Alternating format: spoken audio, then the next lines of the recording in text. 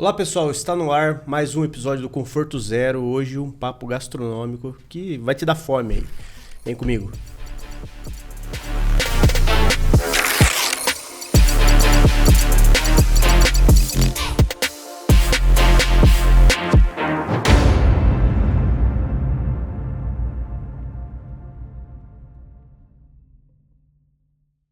Pessoal, hoje o assunto vai ser meu Masterchef, sabe? Tô aqui com o chefe Luiz Felipe. Obrigado Tudo pela, bem? Obrigado pela presença, por aceitar o nosso convite. Obrigado pelo convite. Uma honra. Obrigado, vai ser da hora aí. A gente vai falar bastante sobre o seu trabalho e também sobre o que a gente consome por aí. Criar umas polêmicas, né? Vocês estão com saudade do episódio polêmico, eu sei disso. Vamos lá. Felipe, você viaja bastante aí. Faz parte do seu trabalho também, você vai falar um pouco sobre isso. E já me fala de cara aí, de todos, qual que você mais gostou, qual que você se identifica mais. Em relação a quê, exatamente? Em relação a tudo, cara.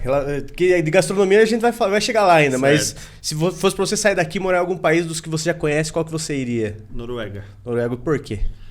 Que lá é tudo fora do normal, cara. Eu acho que foram momentos legais e aí me identifiquei muito com paisagem, com tudo.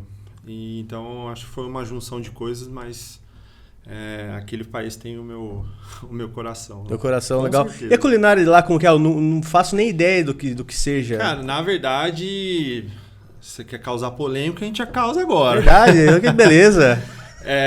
Na verdade, lá é a terra do bacalhau e do salmão, né? Então, que é muito gelado lá, muito gelado, então. Exatamente. Então, assim, se você realmente quer comer um salmão de verdade, é lá. O que a gente come aqui não é salmão. Ele vem do Chile, de cativeiro, não tem nada de ômega 3, a cor dele é da ração. A cor dele é laranja por causa da ração, então é sério? Por causa da ração. Bom, você sabe disso, você faz comida japonesa, né? Então, não, eu já ouvi falar, mas eu não tinha certeza. mas é verdade, é verdade. Então, tem essa questão aí, e é um dos maiores produtores do mundo aí, né? Inclusive, quando um restaurante fala que ele tem salmão selvagem, a probabilidade de ser real, você acha que é pequena? Que é difícil de conseguir? É difícil, né? E assim, aí depende, né? Depende do valor que também o cara tá vendendo esse produto. Sim. Né? Porque é muito caro, né? Então, se de repente ele fala que é um salmão selvagem, mas tá cobrando, sei lá, fatia de sashimi R$20, duvide. Entendi. Então, porque eu já fui em um restaurante em São Paulo que falava que o salmão era selvagem, porém o preço era um preço normal. É um preço que todos os outros praticam. Então eu achei um pouco difícil ser um selvagem mesmo, porque o custo deve ser muito alto. Aí tem outros fatores. A gente tem que ver quem está comprando, porque de repente esse cara tem poder de compra, de quantidade para atender mais de um restaurante, por exemplo. Eu vejo, por exemplo, tem um restaurante em São José dos Campos de comida japonesa que ele serve atum bluefin lá, espanhol. Certo. E vem embaladinho, tudo certinho, né? E ele consegue adaptar dentro para aquele público. Então, tem várias variantes ali, né? Mas, assim, a gente que sabe um pouco mais, né? Tem algumas informações a mais do que um consumidor normal, possivelmente a gente possa, pelo menos, duvidar e tentar entender ali, né? Então, legal. E quem é Felipe, sem falar o que você faz? Cara, eu sou sonhador sempre, vivo muito momento, sou movido à música, não toco nada, mas ouço de tudo, né, de uma certa forma, gosto muito de viajar realmente e por mais que achem estranho, mas um dos meus hobbies é cozinhar, por incrível que pareça. Então, às vezes eu tô quieto em casa, sozinho, gosto de ficar assistindo uma TV, descansando, se não tô viajando, alguma coisa, né?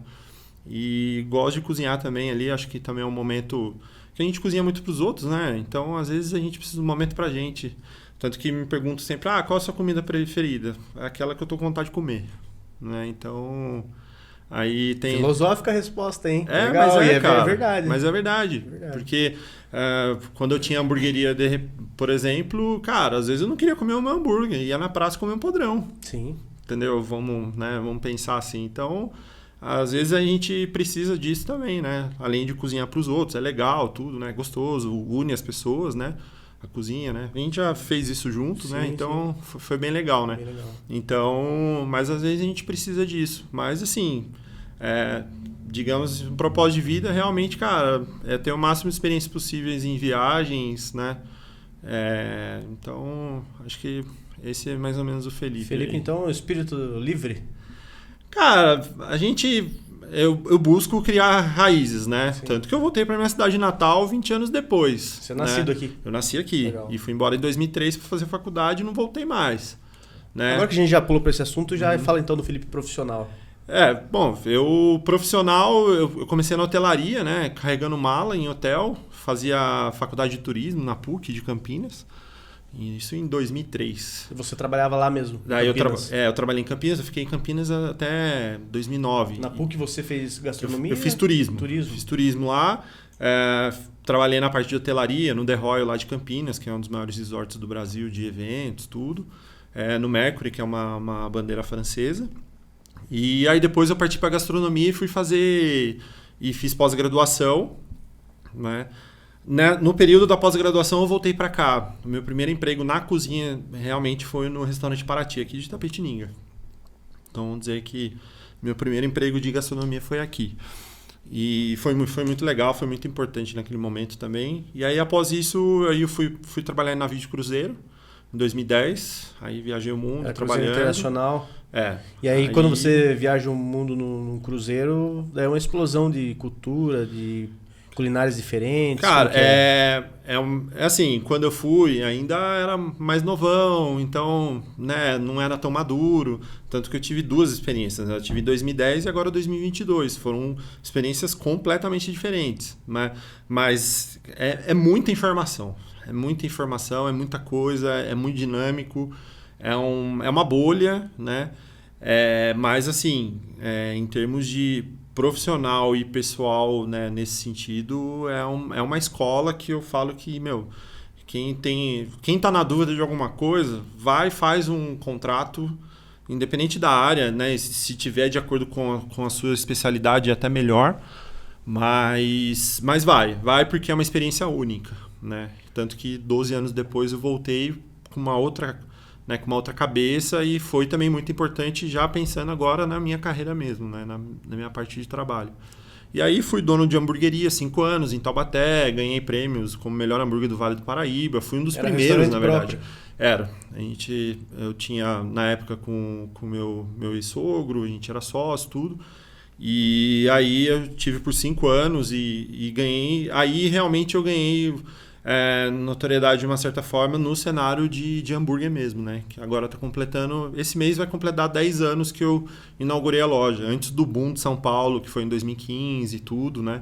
As referências eram outras e aí realmente eu entrei no cenário do hambúrguer de uma certa forma nacional, né? Porque... eu faço muito trabalho no Brasil todo de hambúrguer, né? Agora, semana que vem eu tô indo para Florianópolis implantar um delivery lá. Já fui pro Rio, é a sua especialidade, Brasília. então? Uma das. Eu acho que assim, no âmbito nacional, né? E em São Paulo também eu sou bem conhecido, né? Por ter sido dono de hamburgueria. Então eu conheci muitos donos de hamburgueria, a gente é muito amigo. Tem os blogs, né? Hoje o Fabrício do Hambúrguer Perfeito, que é uma referência hoje no Brasil, né? Tanto que teve agora recentemente o Oscar do hambúrguer, que foi uma premiação nacional de hamburgueria, de donos de hamburgueria, né? Num contexto geral. Eu estava lá, fui convidado, tudo. Então, assim, uma das especialidades e que realmente assim, é algo que eu me identifico, eu gosto bastante, né? Então, através desse trabalho de 5 anos lá em Taubaté, a gente fez grandes eventos lá, inclusive ele, o Tadeu do Rango, que é um outro blog também. Então, a gente fez grandes eventos de hambúrguer também, com uma parte filantrópica, tudo. Antes de tudo isso, que a gente vê de festivais de churrasco hoje, a gente já estava fazendo de hambúrguer lá em 2015, cara. Tanto que vai completar 10 anos o ano que vem, a gente tá, né, meio que conversou para ver se faz uma edição especial de 10 anos, alguma coisa. Então, e aí realmente, né, abriu assim as portas para muita coisa, né? E aí as outras coisas foram... no percurso foram acontecendo, e aí juntou um pouco da parte de hotelaria, que eu vim de hotelaria, então também me especializei um pouco nessa parte, né? Por já saber de dentro para fora, né? Digamos, né? Essa parte de hotelaria e serviço, né? Então isso também ajudou e acabei fazendo alguns trabalhos também na parte de hotelaria. Só para ficar claro, porque o segmento de hotéis e restaurantes, eles andam junto, inclusive até o sindicato dos empregados. Sim. Restaurantes e hotéis, né? Qual que é a relação? Porque, pelo que você está me falando, você estudar hotelaria não é só hotel, né? O que estuda de fato quem faz hotelaria? O que você aprende? E outra coisa também, já linkando com essa pergunta, você entrou inicialmente em hotelaria já visando a gastronomia ou foi uma consequência das oportunidades? Não, na verdade, assim, as oportunidades que eu tive em hotel, né? A gastronomia ela acaba andando junto, né? E isso... O que pode acontecer às vezes de um hotel não dar tanto valor para isso, porque realmente é um nicho ali, de repente você investir em evento, tudo, né? Então, mas eles se conversam totalmente, né? Na parte de estudo, como eu fiz turismo, ela é um pouco mais abrangente, né? Tinha antropologia, tinha agenciamento. Na época que eu fiz faculdade, a gente não tinha internet, basicamente. Então, por exemplo, o que a gente consegue ver no Google hoje de um voo ida e volta, conexão, cara, é no livro do Panrotas de 300 páginas, entendeu? Então, o turismo em si é muito específico. E aí depois eu me especializei, fiz pós-graduação em gastronomia. Então, era um compilado realmente de uma graduação de gastronomia de 3 anos. Eu fiz em 1 ano e meio, né, basicamente. E depois eu fiz uma pós-graduação de gestão de restaurantes em Campos do Jordão. Entendeu? Então, assim, e aí onde teve essa... Eu nunca realmente visualizei que eu queria gastronomia. Acabou acontecendo porque algumas essências de família, mas que também não eram tão... né, eu não tinha tanta noção, mas o que acabou acontecendo? Dentro da hotelaria, eu pude conhecer chefes, tanto que eu falo que eu quis gastronomia quando eu vi o chefe Laurent, que é um chefe francês, fazendo um evento no hotel que eu estava trabalhando, né? E aí eu fui lá na cozinha ali, fiquei espiando, olhando, e porque o hotel que eu trabalhava, na época, a parte do Guia Michelin Nacional, ela era muito forte. E o Hotel Matisse lá, que é de Campinas, né? Ele ganhava todo ano o Estrela Michelin lá. Ele era bem, bem conceituado. Né? E o hotel em si também, né? Tanto que o resort, que hoje é um dos maiores do Brasil, chega a fazer buffet de evento para 5 mil pessoas, né? Então eu acabava conversando muito com os cozinheiros, com os chefes, e aí realmente eu fui moldando isso, né? Fui adquirindo essa vontade. Aí cozinhava em casa, cozinhava com meu pai, né? Com a família ali, e aí foi afunilando. Até que falei, cara, é isso mesmo que eu quero. É isso que eu me identifico, é isso que as informações de gastronomia é a única que eu consigo guardar definitivamente, né? Então... Então é cozinheiro por amor, então. Com certeza, cara. Porque, cara, se não tiver amor, não vai. Não vai, né? Não tem como, cara. E hoje você atua como consultor? Hoje eu tô como consultor, exatamente. Entendi. Como que funciona a consultoria no seu segmento? Porque...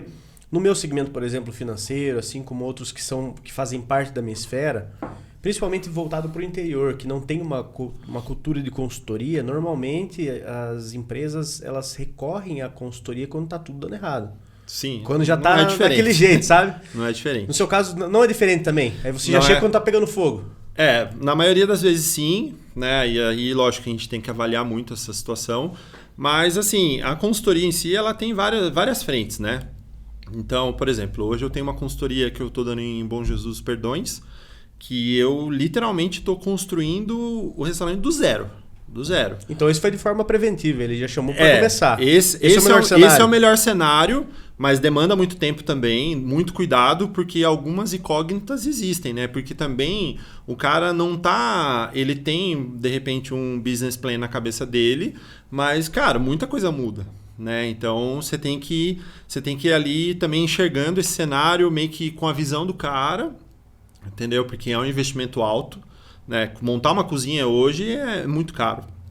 Bom, você montar uma cozinha boa, né? Que te dê autonomia, que te dê produtividade, que lógico, esse retorno ele acaba ele acaba tendo com o tempo, né? Tem equipamentos que realmente se pagam, né? Então, mas assim, existem vários braços. Então, desde essa consultoria que realmente eu estou fazendo do zero, acompanhando obra, tudo, desde preocupação com o ralo na cozinha, tudo, literalmente tudo, até chegar assim, ó, tá pronta a cozinha, a equipe tá montada, cardápio pronto, e é isso aí. Reformulação de cardápio. No Ceará, por exemplo, um hotel de 20 anos nunca tinha feito uma grande mudança, tanto estrutural quanto de cardápio, né? E é um público 70% estrangeiro e principalmente europeu. Então, é um restaurante que estava dando muito certo. Já estava dando muito certo. Aí é mais perigoso ainda, porque você vai mexer no time que está ganhando. É mais perigoso. Mas, cara, já deu resultado absurdo, assim, né? Então, realmente, as mudanças que foram feitas, e uma das maiores falhas lá era a questão de precificação, né? Então, realmente readequou tudo, uma análise mais fria, né, disso. Tanto que esse projeto demorou 7 meses, eu fiquei lá 7 meses. Exclusivo para esse hotel. Né? E aí toda a parte de equipamento e comprar equipamentos que realmente vá te dar uma produtividade, uma rotatividade, né? Apesar de ser um restaurante grande, né? Eram 220 lugares. Então, desde, cara, você ir lá, igual você, tanto na parte administrativa de você ver os BOs e tentar direcionar, também é isso, também essa parte de processos, né?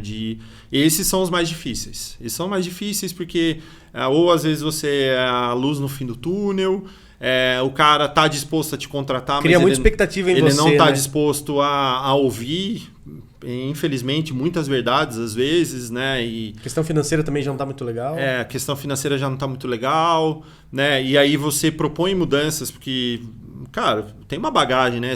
De gastronomia são 15 anos, experiência internacional, um monte de coisa, então, cara, você tem muita informação, né? O problema da consultoria nesse ponto que você está falando é que quando ele te contrata, porque ele já entende que não tem mais solução e você pode ser o único salvador da pátria, ele bota toda a expectativa em você e fica difícil para você fazer promessa de algo que você não tem certeza que vai acontecer. Sim. Por todas essas variáveis. Sim.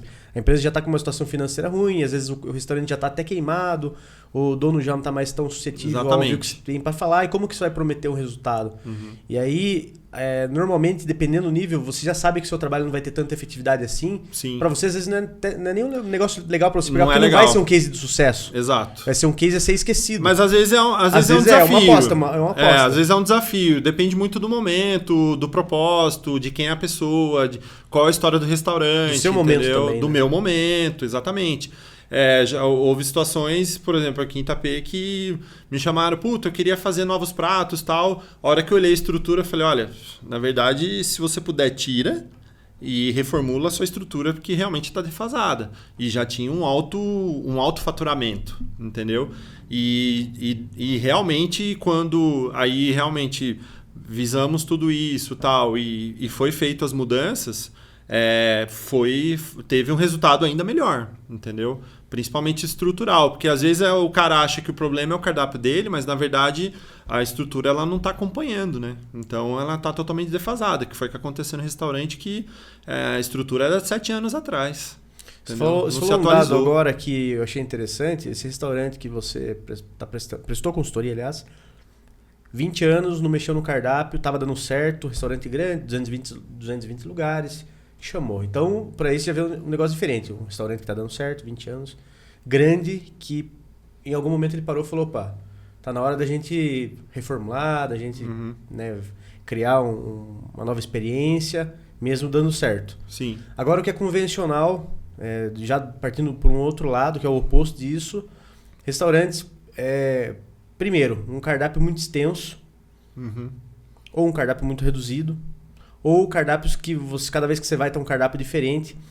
E essas mudanças com frequência, tanto de cardápio, também como de atrações, que é algo que é real. Acontece muito aqui em Itapê, por exemplo, que é a nossa realidade, né? Sim. Você vê uma quebra de identidade, você não entende se aquele restaurante ele é de rock, é sertanejo, sim, pagode, porque dá a impressão que tenta agradar todo mundo, não só com as atrações, mas também com o cardápio.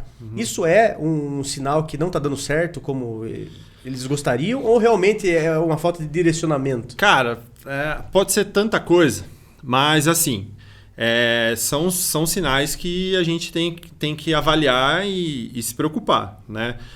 Quem são os profissionais por trás, quem está realmente à frente do negócio, qual é a mentalidade do cara que realmente idealizou isso, entendeu? Então, são várias vertentes.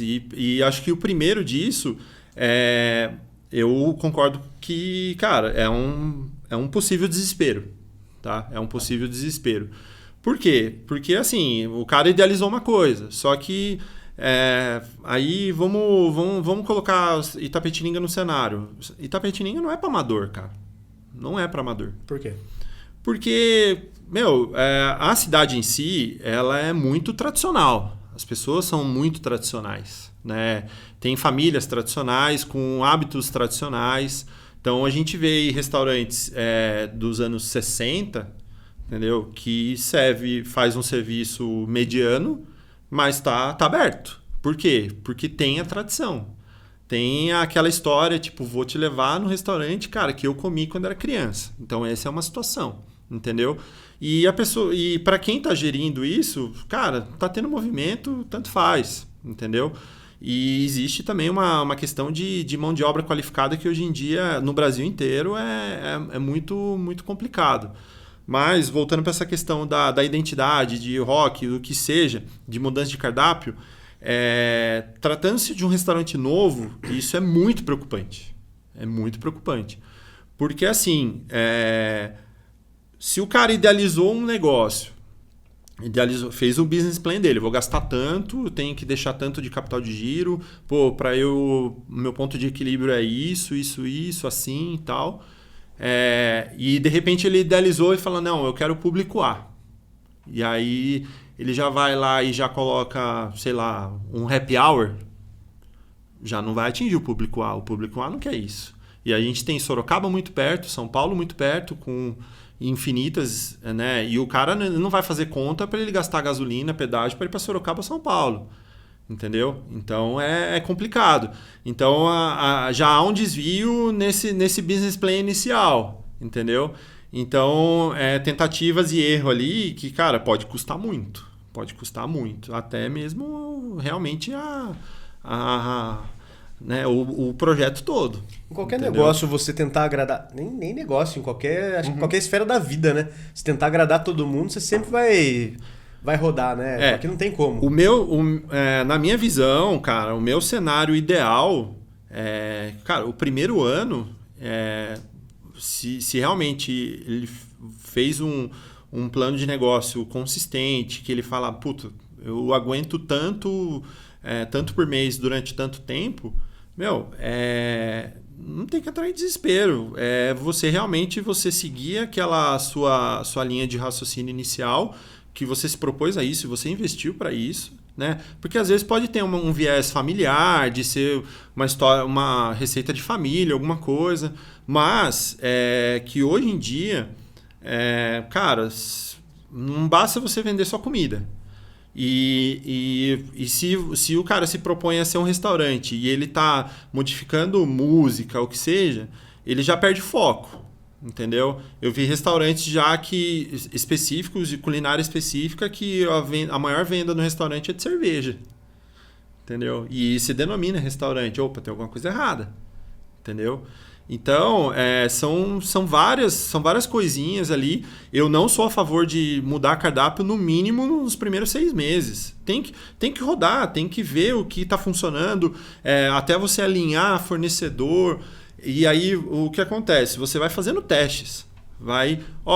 Esse prato da semana, entendeu? Para você, aí você, quero atingir tal público. Cara, que nem, por exemplo, a consultoria que eu tô dando agora em Bragança, numa pousada. Uma pousada de 15 anos, fecharam o restaurante na pandemia, tá reabrindo agora. A gente montou um cardápio e logo de cara a gente viu que existia a necessidade de colocar um prato kids. Beleza, ótimo. Isso é um upgrade dentro da linha de trabalho, entendeu? Agora, toda semana você vai lá mudar. E aí, qual a identidade? Que identidade que você vai criar para o seu restaurante, para o seu negócio? Até porque um prato kids, você vai usar a mesma base que você já usa nos pratos convencionais. Exatamente. Arroz, uma quantidade feijão, menor. Exatamente. Uma quantidade menor, só entendeu? vai mudar. Porque hoje em dia, queira ou não, cara, além da experiência, porque você tem que dar uma experiência para o seu cliente, mas e é um outro ponto que eu acho que Itapetininga é um pouco é complicado, é um campo minado ali, porque da mesma forma que isso é uma opinião minha, tá? Do seguinte que infelizmente Itapetininga é difícil coisas novas serem consistentes e entregar uma experiência legal. Sempre tem alguma falha, sempre tem alguma coisa, alguma peculiaridade, entendeu? E também, por outro lado, o público de Itapetininga aceita esse meia boca. Então, a gente, de uma certa forma, na minha visão, 60% da gastronomia de Itapetininga ela é mediana. Ela é mediana. Cara, não estou falando para fazer pratos caros, não é isso. Mas cite alguns restaurantes, pense na sua cabeça, a gente não vai citar nomes. Citar, eu vou tomar pedrada. Pensa na sua cabeça, mas assim, quais são os restaurantes que tem um prato que você vai lá por causa daquele prato, por exemplo? Isso é uma identidade, né? É o que a gente chama Old Comfort Food, né? Que é aquela comida da infância, né? Que também pode ser um junk food, né? Sim. Tipo um McDonald's, para mim é junk food pela atmosfera, mas é um comfort food. Que eu ia no shopping quando era pequeno comer McDonald's, né? E sou fã de McDonald's. Então, eu acho que assim, um desafio. Itapetininga é desafiador, é muito desafiador. E para acertar é muito difícil. É muito difícil, mas a hora que também acertou, vai. Entendeu? Mas se você pegar aí, nos últimos tempos, ou é um lugar que era uma hamburgueria e faz outras coisas para complementar, e aí acaba perdendo um pouco a identidade também, ou vende, muda de sócio e também perde qualidade, entendeu? Então é bem complicado. E muito disso vai da mentalidade do próprio dono. Às vezes por um mero comodismo, entendeu? Às vezes não pensar fora da caixa, aquilo tá bom. Mas será que tá bom mesmo?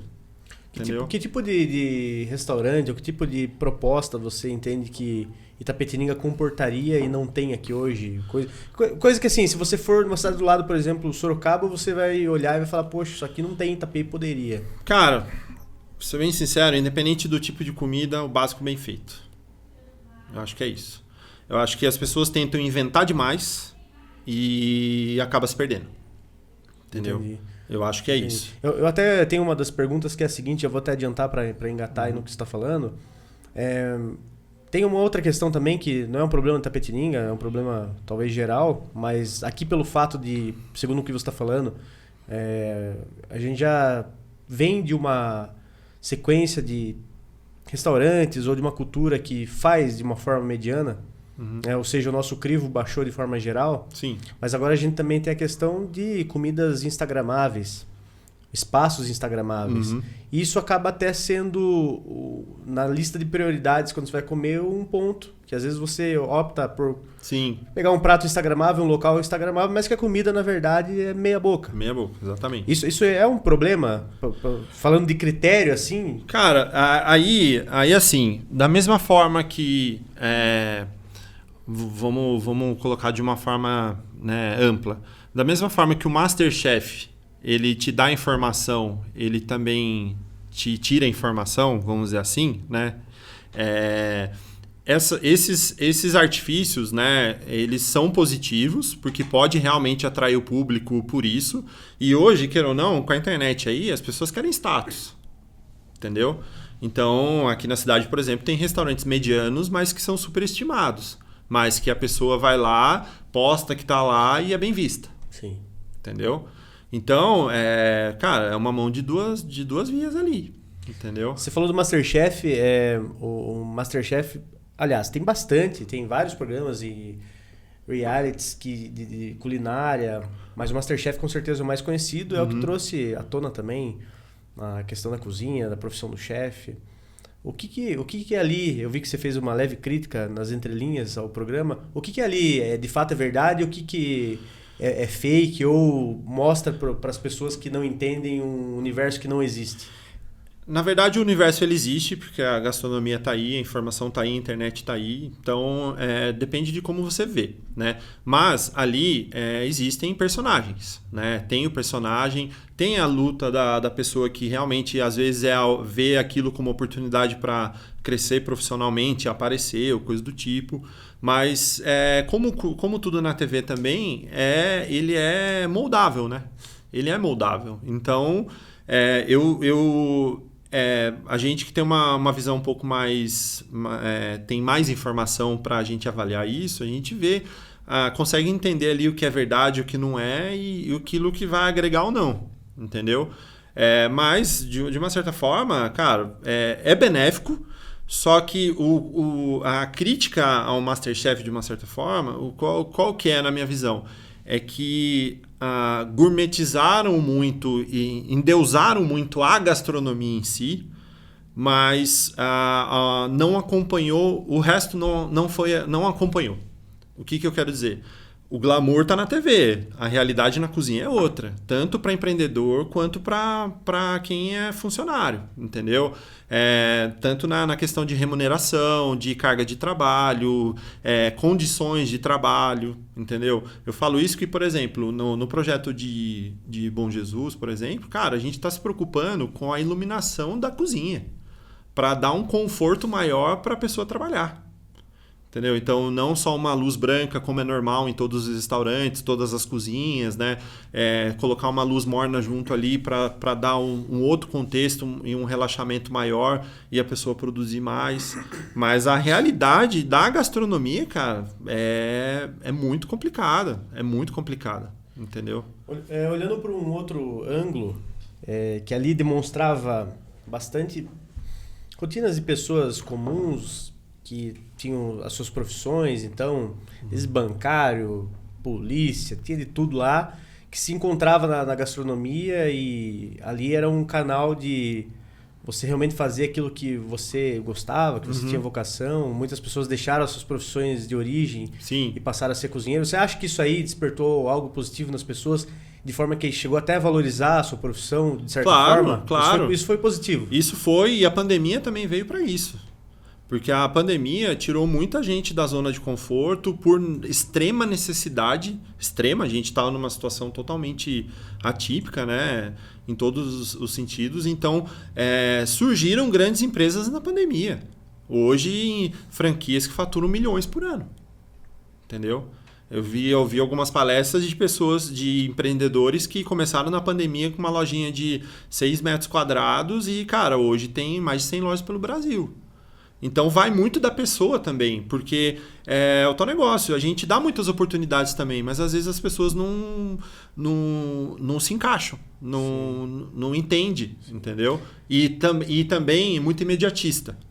Acha que, ou eu vou já chegar como chefe de cozinha, eu sou o bambamano. Cara, não é bem assim. Eu sou muito a favor da meritocracia, né? Dentro de uma cozinha, principalmente, entendeu? Tanto que eu falo, quem faz o salário é o funcionário, não é o patrão. Se tá dando resultado, cara, e o meu trabalho também é muito em cima disso, de capacidade produtiva para avaliar se aquele quadro de funcionários ele tá adequado pro local ou não. Sim. Entendeu? Mas, cara, agora até trazendo uma reflexão, eu nem tinha pensado no que eu acabei de falar, mas isso que o programa trouxe, a realidade que o programa trouxe, é muito importante e deveria acontecer iniciativas como essa em outras profissões também. Por quê?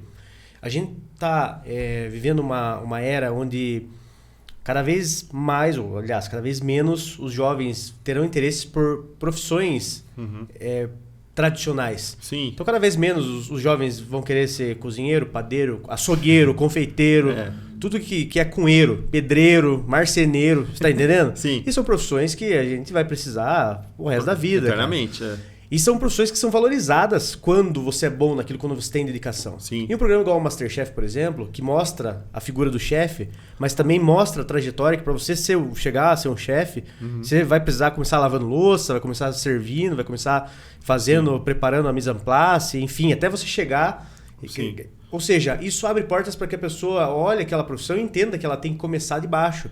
Tem canais, por exemplo, no Discovery Channel, que se você assistir, que só fala de carros, pô, você vai terminar, você vai querer ser mecânico, cara. Mas muito aí louco. tem uma outra questão que eu já fui muito questionado, inclusive na minha pós-graduação que eu fiz lá no Senac, em Campos do Jordão, que eu fui muito categórico em dizer que a faculdade também de gastronomia, ela não é o câncer da gastronomia, mas ela vende ilusão também. Entendeu? Entendi. Ela vende ilusão. Porque eu já peguei... eu pensando nessa questão de valorização, quando eu era chefe em São Paulo, eu contratei recém-formados da Embi Morumbi, que é a melhor faculdade do Brasil de gastronomia, e o cara não sabia limpar filé mignon. E o professor do cara foi o mesmo que o meu. Entendeu? Mas por quê? Porque a faculdade vende a ilusão que você vai sair como chefe de cozinha. Aí chega no mercado de trabalho, cara... Não é. Você gastou R$3.000 por mês de mensalidade, mas você vai ganhar a mesma coisa que o cara que não tem formação nenhuma e vai ganhar R$2.000 por mês trabalhando 44 horas semanais. E afinal, Entendeu? Qual é a diferença de um chefe de cozinha de um bom cozinheiro? Por exemplo, nos pequenos restaurantes que você vai, você come uma comida muito boa, que talvez é a tia cozinheira que faz 40 anos que ela cozinha, que cozinha melhor que talvez que muito chefe, mas ela não tem essa denominação. Então o que faz o chefe ser chefe? Posição. Porque se você não for um bom cozinheiro, você não é chefe. Se você não liderar uma equipe, você não é chefe. Então, de repente, essa cozinheira, ela é uma cozinheira de mão cheia, mas ela não teve oportunidade ou às vezes não quis liderar uma cozinha. Sim. E para ela tá tudo certo. Então é uma posição hierárquica dentro de uma estrutura. Chefe de cozinha é isso, porque na verdade, assim, para você ser chefe, cara, você tem que ser cozinheiro. Entendeu?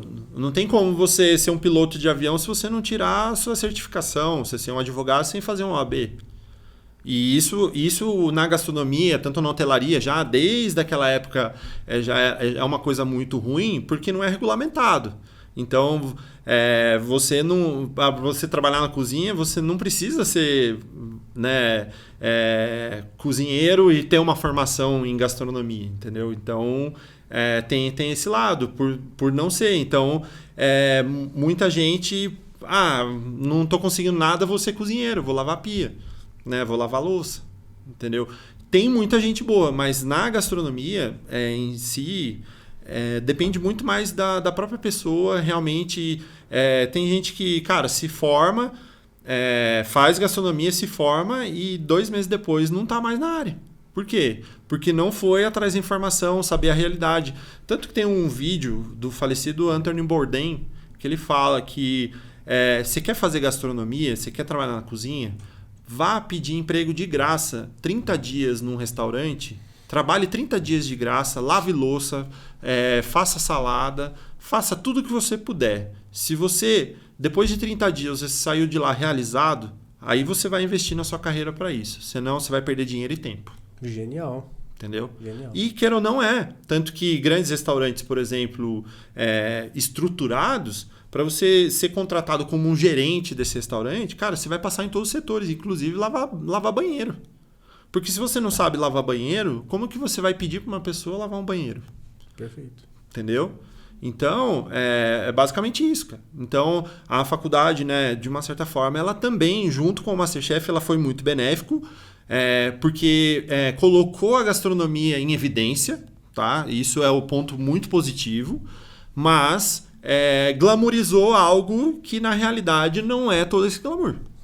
Tem uma Disney desenhada por trás. Ô, Felipe, você, além de ser um amante da gastronomia, você aprecia culinárias diferentes, rodou o mundo, tem a técnica, você com certeza tem um senso crítico totalmente diferente dos leigos. Uhum. Como que você equilibra isso no seu dia a dia, fora da sua profissão, sem ser o cara chato? Sem ser o amigo chato. Você convida o amigo e ele fala, puta, não vou com o Felipe, o cara é muito chato, o cara fica criticando os menus, cardápio, prato. Como que você faz? Bom, primeiro que eu tenho poucos amigos, realmente amigos, certo, né? Quem é amigo de verdade é aquele tal negócio, né? Você tem um amigo chato, mas você vai tolerar, você vai aguentar, você vai dar risada e vai dar uns tapas se precisar, né? Então, mas hoje eu tô muito mais tranquilo. No começo, lógico, sobe um pouco na cabeça, né? Muito glamour, muita coisa acontecendo e você acaba perdendo um pouco a linha. Como grandes chefes já aconteceram isso, várias pessoas vamos dizer assim, se redimiram depois, né? E são pessoas públicas, né? Tô falando de pessoas públicas na gastronomia. Mas, assim, em alguns aspectos, também os meus amigos acabam adquirindo um senso crítico maior. Aconteceu isso ontem. A gente foi no local aqui em Itapê, que inaugurou ontem, por um acaso, eu não sabia. E esses meus amigos começaram a realmente conversar comigo de pontos críticos que eles viram, sem ser profissional, e sim como um consumidor. Legal. Entendeu? E aí houve essa troca de informação, puta, verdade e tal, entendeu? Daí a frase, como que um pub se denomina pub e não tem chopp? Fica a dica. Quando ver esse vídeo, provavelmente vão saber do que eu tô falando. Entendi. Entendeu? Não foi eu que falei. Não foi o profissional Felipe que falou. Sim. Foi um consumidor que gosta de beber pra caramba. Entendeu? Não mede esforço pra gastar o dinheiro dele com ver como um propósito, né? Assim, putz, se divertir e tal. Entendeu? Então, lógico que a crítica existe. Às vezes, puta, você tá chato demais, não sei o quê. Nada tá bom. Mas, cara, às vezes é muito construtivo também. E eu também, eu também medi também o meu conhecimento, até onde eu posso ir, até onde eu não posso, entendeu? Se eu posso reclamar publicamente ou não. Hoje em dia eu não faço isso, eu faço muito inbox isso com a pessoa, porque daí entra um papel de consultor também, de repente até posso vender uma consultoria, sim, entendeu? Então existe esse filtro, cara. Isso que você falou sobre a proposta é algo que... Claro que para a gastronomia é muito mais, mas para todos os outros negócios funciona. A nossa expectativa, ela está sempre baseada na proposta em que o próprio negócio nos oferece. Sim. Se eu vou num pub, é pub. Se eu vou num gastrobar, é gastrobar. Se eu vou numa pizzaria, é pizzaria. Hamburgueria, hamburgueria. E aí você falou, tem dia que eu tô com vontade de comer podrão. Tá tudo certo. Por quê? Porque a proposta do podrão é vender podrão. Sim. Você vai lá com a expectativa de comer um podrão. Exatamente. E você não espera nada diferente disso. Agora, se eu vou num lugar que tá denominado um nome, uma proposta e não entrega, aí já começou a quebrar minha expectativa nesse momento. Sim. Mas eu vou te falar um negócio o que acontece? Também tem muitos aventureiros, né? E às vezes a informação tá aí hoje, cara. Tem informação na internet a rodo, né? E lógico, tem os papas na internet e tudo, mas dá para você filtrar. Mas, por exemplo, já há 2 situações aqui na cidade, por exemplo, que não é prática no meu trabalho, que é eu divulgar uma inauguração. Eu não divulgo. Hoje em dia, esse restaurante, você não divulga uma inauguração, cara. Você dar um tiro no pé, mas, cara, que chega a ser irreversível. Por quê? Porque assim, primeiro, você tá com uma equipe nova. Por mais que você tenha dado treinamento, tudo, existe percalços ali. Entendeu? Antes da gente abrir um restaurante, cara, a gente liga tudo para ver se de repente a carga energética do estabelecimento aguenta. Vou dar um exemplo. Entendeu? Liga 3 micro-ondas, liga os 3, liga os 4 liquidificador, liga tudo. Né? A gente se prepara para isso. E eu sou da teoria que é o seguinte, eu prefiro, isso eu fiz lá em 2014 com a minha hamburgueria.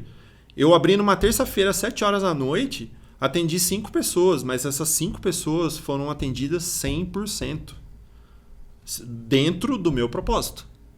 Entendeu? Então, o empreendedor que já abre visando ter esse retorno imediato, cara, já começou errado.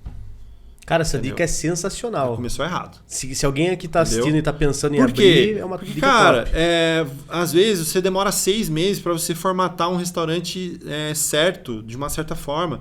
Vou te dar um exemplo. 2011, a gente abriu uma cachaçaria Água Doce, eu fui chefe de lá, no Shopping Tamboré, lá no Alphaville.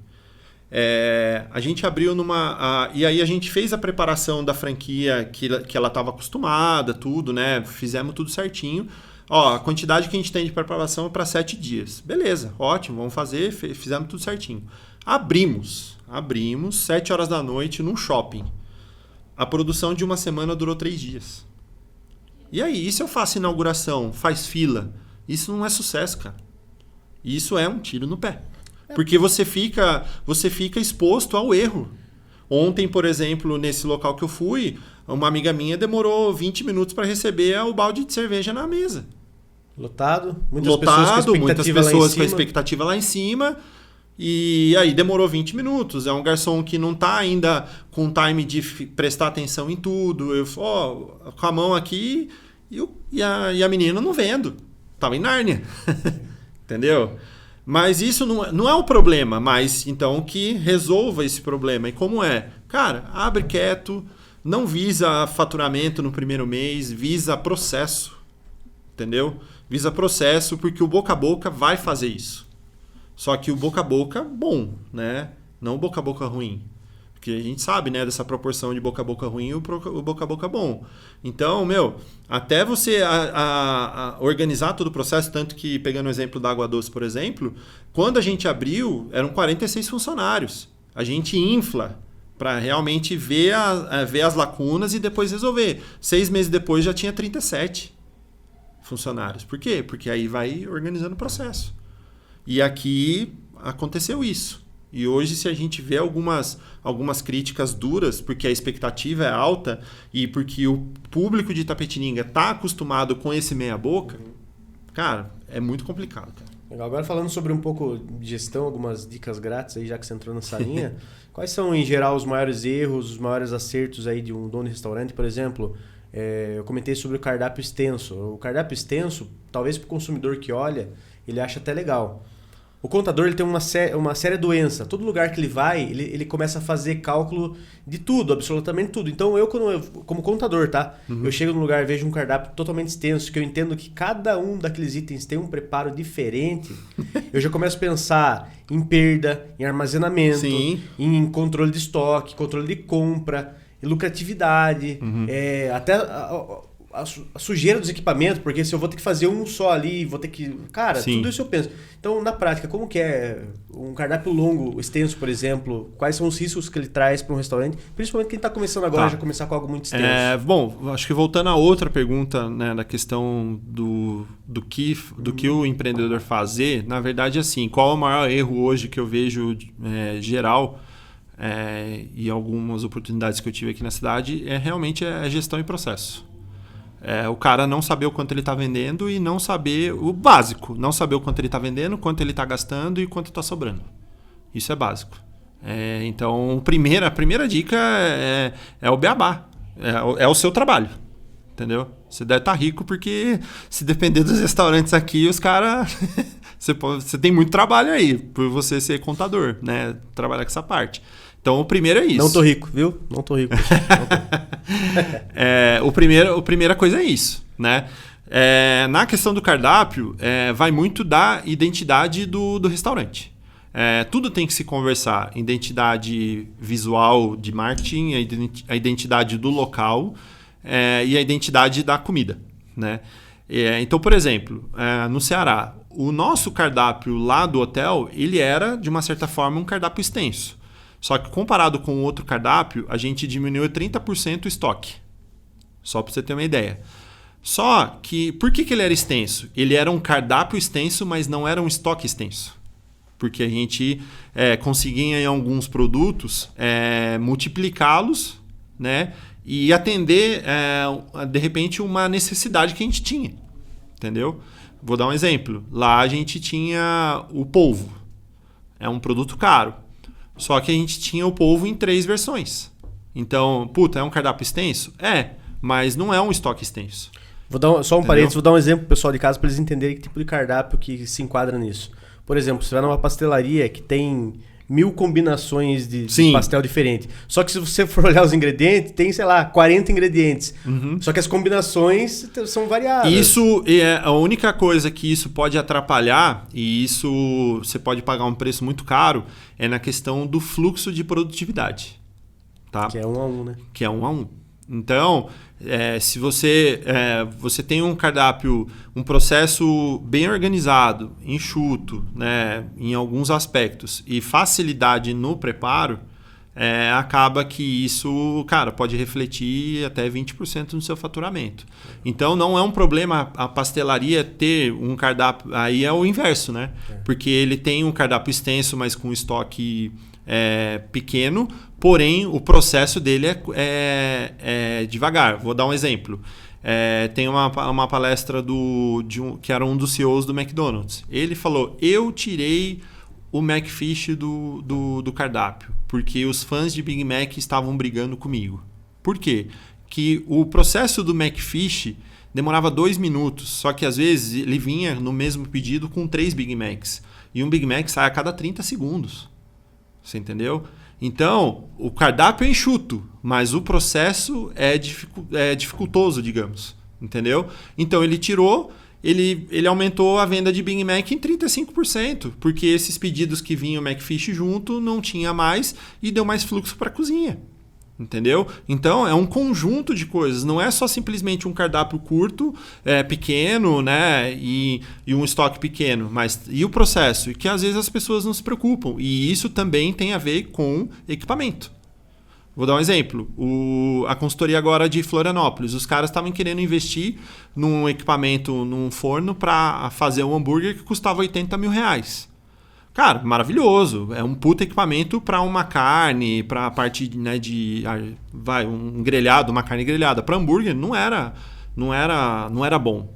Apesar do gosto, do sabor, tudo. Eu falei, cara, se você comprar um equipamento que vai custar R$6 mil, você vai entregar um produto muito melhor, só que você tem a capacidade de vender 3 vezes mais. Então, quer dizer, eu fiz o meu cliente economizar 90% na aquisição de um equipamento. Com a economia de um equipamento, ele montou a cozinha dele. Ele tinha caixa para comprar esse equipamento? Tinha. Mas aí eu tive que ser consciente e falar, cara, não vai adiantar. Não vai adiantar. Seu processo, você vai vender, você vai te limitar a isso. E aí você não vai ter o retorno. Entendeu? Entendi. É isso. Então é um conjunto, cara. Não adianta. Show. Não tem como. R$2, uma pergunta desconfortável. Uma pergunta, né? R$2 você não faz nada hoje. Nem um bolinho de frango você come. Muito bom. Hoje eu vou mudar o esquema aqui. Atenção produção, ó. Vocês vão fazer... Eu sempre quis fazer qual é o melhor, que é uma brincadeira que tem no TikTok, que eu vou fazer as perguntas, você vai falar qual que é o melhor, eu vou eliminando e vou jogando pra próxima. Certo. Então você vai olhar pra essa câmera aqui, tá? Pessoal da produção, vocês se viram depois no corte, vocês vão ter que fazer do jeito que é no TikTok lá, depois eu explico pra vocês. Confia em mim. Felipe, vamos lá. Qual o melhor? Comida chinesa ou francesa? Olhando aqui, ó. Chinesa. Chinesa ou italiana? Italiana. Italiana ou American food? Italiana. Italiana ou japonês? Italiana. Italiano ou churrasco? Italiana. Italiano ou mexicano? Italiana. Italiano ou mediterrâneo? Italiana. Italiano ou hambúrguer? Hambúrguer. Hambúrguer ou tailandês? Hambúrguer. Hambúrguer ou espanhola? Hambúrguer. Hambúrguer ou alemã? Hambúrguer. Hambúrguer ou mineira? Hambúrguer. Hambúrguer ou português? Hambúrguer. Hambúrguer ou francês? Hambúrguer. Hambúrguer ganhou, tá aí. Se não ganhasse hambúrguer já ia ficar esquisito, hein? Tá aqui, ó. Mostra lá. Pô, que da hora. Tem aqui. Então... Putz, se eu tivesse visto antes, nem tinha feito. Brincadeira, tinha feito sim. Show de bola. Cara, da hora o papo. Já passou 1 hora aí. Passamos até do tempo. Foi da hora, o pessoal vai gostar. Teve vários insights aí pro pessoal da gastronomia, de restaurante, lanchonete. A ideia do Conforto Zero realmente é trazer essa crítica construtiva, né? Só pra concluir, eu acho que assim, não é... Tudo que a gente conversou não é uma crítica ao cenário de Itapetininga. Na verdade, é uma visão um pouco diferente que possa melhorar muito. Tanto que, cara, conversando com alguns amigos que se candidataram a vereador, por exemplo, não falo de política e tal, mas assim, eu falei, na minha cabeça já eu tenho um processo pronto que pode ser implantado em Itapetininga, por exemplo, de capacitação da parte de A e B, cara. A gente está vindo com um hotel aí agora de grande rede para cá, tudo. E eu acho que uma das coisas aí, pode ser até uma crítica, mas até mesmo... Por que é uma crítica? Porque amigos meus falaram assim, pô, o local que você deu consultoria, ele abriu um quarteirão de um concorrente dele. Pô, é um absurdo, os caras não gostaram. Cara, quanto mais você concentrar o mesmo produto próximo um do outro, vai gerar mais gente para fomentar aquele segmento. Então, já começa pela cabeça do empreendedor aqui, de uma certa forma, deturpada com relação a isso. Não é concorrência, pode ter collab, cara. Tem espaço para todo mundo. Aqui tem muito espaço. Então, o que seria o melhor cenário? Muita gente reclama de não ter mão de obra. Então, é o quê? Vamos se unir, os empreendedores, os principais restaurantes, vamos nos unir e vamos criar um centro de capacitação dos nossos funcionários. E por que capacitação e não profissionalização? Porque a profissionalização, os caras vão aprender e vão para fora, porque vão pagar mais, né? Outra expectativa. Agora, se unir para realmente capacitar o que a gente tem aqui, cara, a gastronomia da cidade e o empreendedorismo como um todo só tem a ganhar, cara. Todo mundo ganha. Todo mundo ganha, todo mundo. Então, eu acho que aí não é uma crítica, mas uma dica. Cara, em São Paulo, os 10 melhores hambúrgueres de São Paulo, os caras são amigos. Eu vejo porque eu tô nesse meio e eu sei. E quem já trabalhou comigo, quem me conhece, sabe do que eu tô falando. Então, vamos nos unir, se une e valoriza a gastronomia da cidade. Entendeu? E cria... em vez de... aqui tá um negócio, né? Em vez de chorar com o lenço, vamos vender o lenço. Sim, em vez de chorar. Entendeu? Muito bem complementado, inclusive, quando você foi convidado aqui, eu já pensei exatamente nisso, de trazer esse olhar mais crítico, olhar com uma visão de fora, porque sempre agrega. Não é de forma alguma, a ideia do Conforto Zero de forma alguma é criticar, é realmente trazer visões diferentes sobre aquilo que todo mundo está enxergando. E a cada programa, realmente, em seus segmentos específicos que sentam nessa cadeira aí, a gente aprende mais um pouco. Sim. Todo mundo ganha, cara. Foi top demais. Obrigado pela aula aí. Imagina, cara. Valeu? E foi um prazer. Espero que gostem aí. E tô à disposição aí para qualquer coisa aí. Com certeza. Tamo junto. Obrigado. Valeu. Obrigado. Pessoal, esse foi mais um Conforto Zero. Até semana que vem, toda quinta-feira, um novo episódio. Lembrando que nosso único patrocinador está aqui, Sinergia Soluções. A sua empresa pode ser o próximo anunciante desse programa, tá bom? Tamo junto, valeu!